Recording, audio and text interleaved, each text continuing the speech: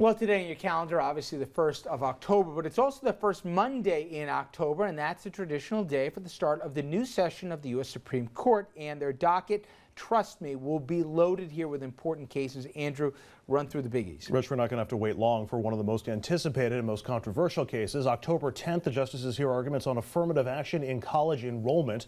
The University of Texas looking to end the policy of using race to help determine admissions. On Halloween's, it's arguments on two cases surrounding the use of police dogs and their use searching evidence for drugs and drug use in situations where search warrants have not been issued.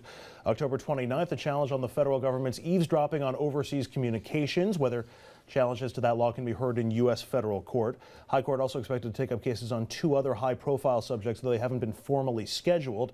Same-sex marriage is the first. Several cases the court could agree to hear, including a challenge to California's gay marriage ban, and several appeals seeking to roll back portions of the Voting Rights Act, specifically the portions that require states, mostly in the South, to get approval from the Justice Department or a judge before making any changes that would impact elections and voting.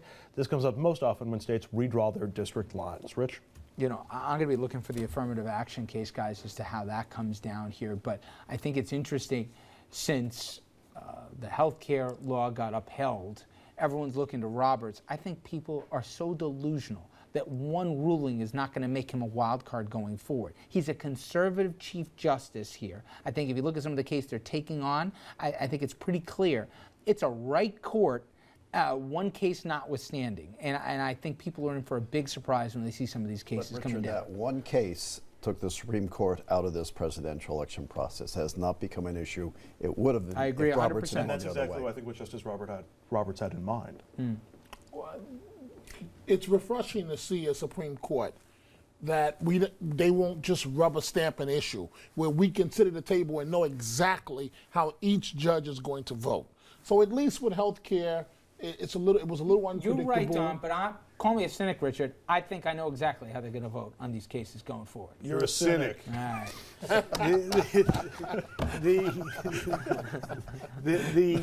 No respect. No mercy. No, that's not true. Very little respect. Yeah. Pull his chair now. All right, no, one last thing. Do we think there will be a vacancy depending on who wins the presidency on the High Court? There will be a vacancy. You think so? Maybe more than one. I think there'll be a willing vacancy no matter who wins. The question is the unwilling vacancy. I mean, if Obama wins another term, I think Ginsburg may step down. I think if Romney wins, you might see Scalia step down. But the question of the I know this one, if Obama wins, they're going to have to drag Scalia up feet first. It's the unplanned one. If Romney wins, you know, liberals are going to be praying for the health of Ruth Bader Ginsburg. Same way if Obama wins another term with Antonin Scalia. You guys buy it?